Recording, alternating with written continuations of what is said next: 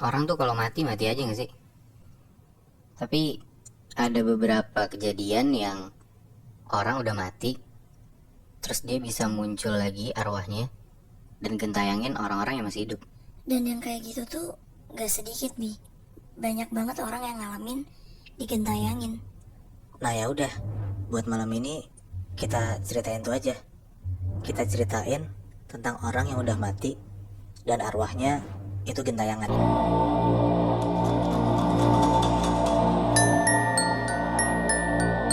Ini kejadiannya di Bandung lah, sekitar 2-3 tahun lalu.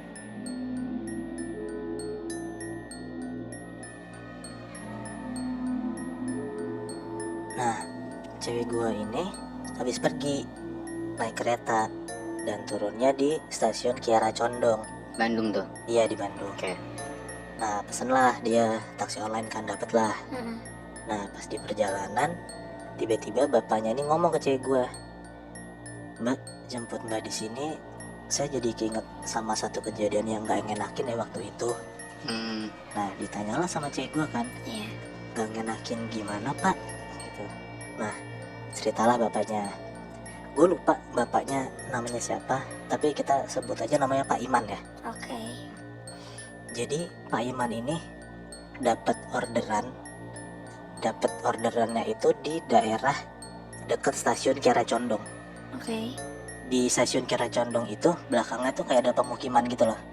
Mhm. Nah, dapatlah orderan di dekat Kiara Condong tapi di pemukimannya di belakangnya. Nah, Pak Iman itu dapat orderannya sekitar jam 11-an malam. Oke.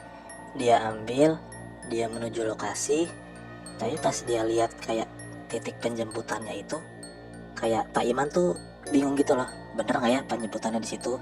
Soalnya tuh daerahnya tuh gelap gitu loh, dan Pak Iman tuh jarang banget lewatin itu, lewatin jalan itu. Nah, di perjalanan kayak itu udah masuk pemukiman, jadi kan rada sepi dong kanan kiri. Ya.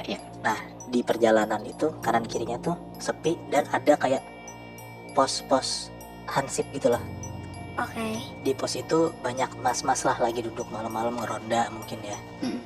Nah, karena Pak Iman ini melihat banyak orang di pos rondanya itu dan dia nggak yakin sama titik poin penjemputannya, Mm-mm. Pak Iman berhenti dulu. Nanyalah ke mas-mas ini yang ada di posnya itu, "Mas, lokasi ini di mana ya?" Gitu kan. Pak Iman nanya. Nah, mas-mas yang ada di pos itu kayak saling nengok kebingungan gitu loh. Oke. Nah, tapi karena emang Pak Iman mungkin nanyanya buru-buru, jadi langsung ditunjukin. Tapi sambil bingung mas-masnya. "Di situ pak," gitu. Oke. "Oh gitu, yaudah makasih ya mas," gitu. Pak Iman langsung jalan lah. Nah, pas udah jalan ke arah yang ditunjukin sama mas-masnya, Mm-mm. berhentilah di map itu, titiknya ada di rumah tua gitu, gelap. Oke. Rumah tua gelap yang udah kelihatan banget kalau nggak berpenghuni. Oke. Mhm. Nah, di situ Pak Iman ngeliat ada cewek tinggi, rambutnya panjang gitu, pakai kebaya. Oke. Nah, karena cuma ada satu-satunya orang yang ada di rumah itu cuman cewek itu, ya berarti jelas dong yang mesen taksi online-nya ya cewek ini, ya kan? Nah, Pak Iman tuh nggak turun, dia cuman buka jendela kiri, jendela penumpang.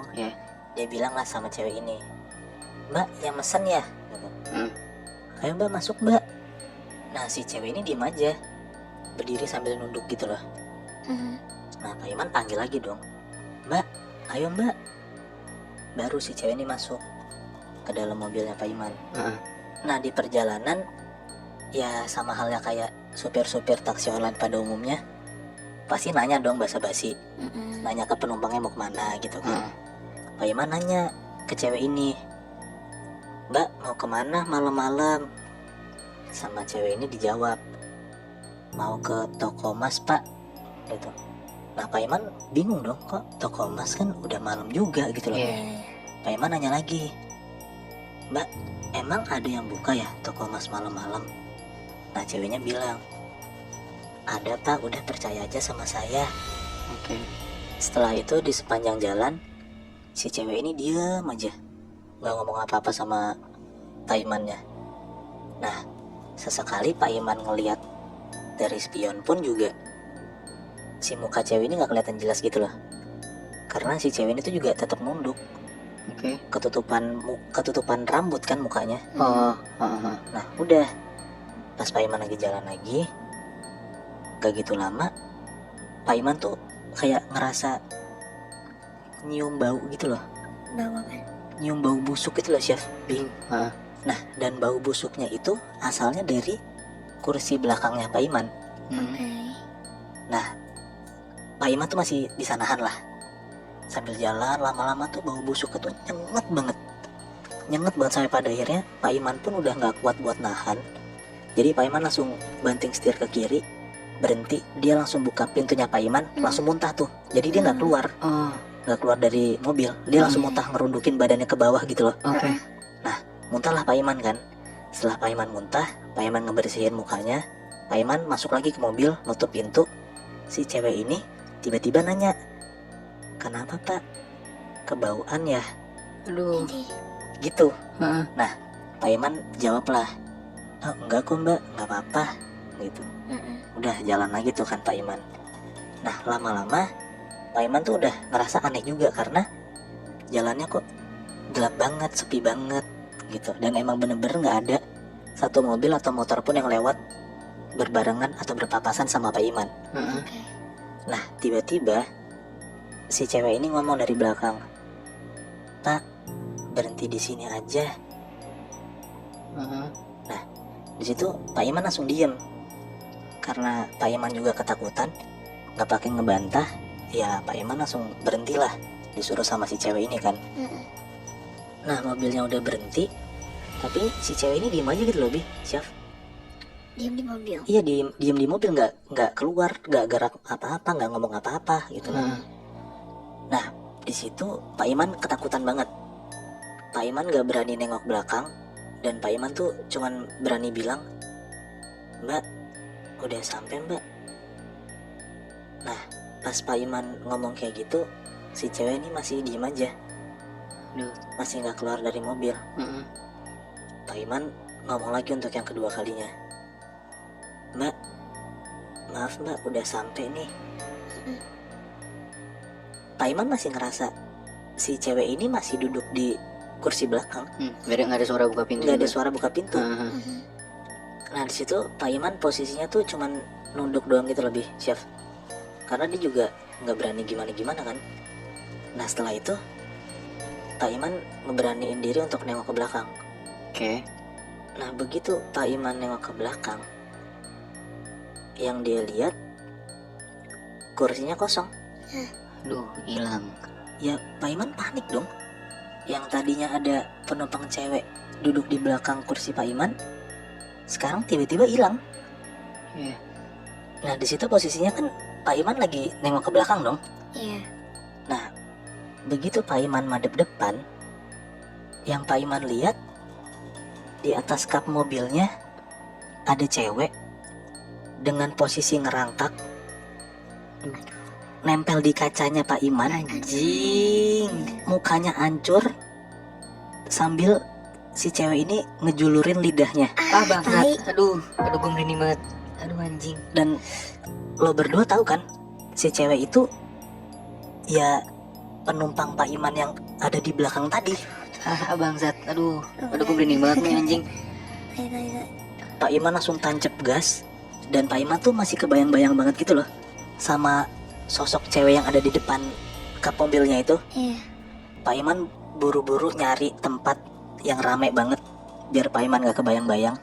Nah cewek gue tuh cerita, Pak Iman tuh langsung mau balik ke tempat penjemputan tadi loh. Ya karena Pak Iman ingat kalau misalnya di pos ronda di dekat tempat penjemputan itu masih ada orang banyak. Karena Pak Iman mau ceritain ke orang-orang itu apa yang udah kejadian sama dia tadi gitu loh. Nah setelah Pak Iman nyampe ke pos ronda yang tadi banyak mas-masnya, Pak Iman tuh langsung nanya, Mas, misi mas, tadi kan saya habis ngambil orderan di rumah tua itu ya. Nah di rumah itu masih ada yang nempatin gak ya? Nah mas-masnya jawabnya santai. Dia bilang, oh enggak pak, udah lama kosong. Nah Pak Iman rada bingung tuh di situ. Pak Iman nanya lagi ke mereka, kalau misalnya di belakang rumah tua itu ada pemukiman gak ya mas? Nah si mas-mas yang ada di pos ronda itu jawab lagi, oh nggak ada pak, di belakang rumah tua itu kuburan.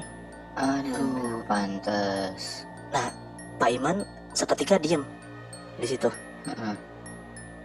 Ada beberapa detik Pak Iman diem. Salah satu dari mas-mas yang ada di pos ronda itu langsung ngomong, Bapak tadi habis jemput Yanti ya pak?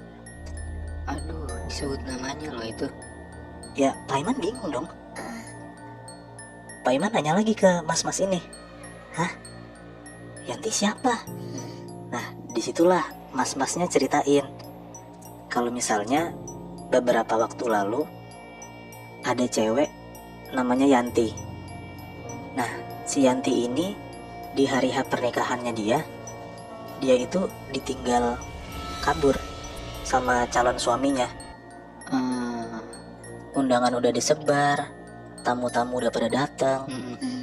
Yanti tuh malu banget gitu loh si Afbi, Iya pastilah. karena udah hari H pernikahannya dia, terus nggak jadi.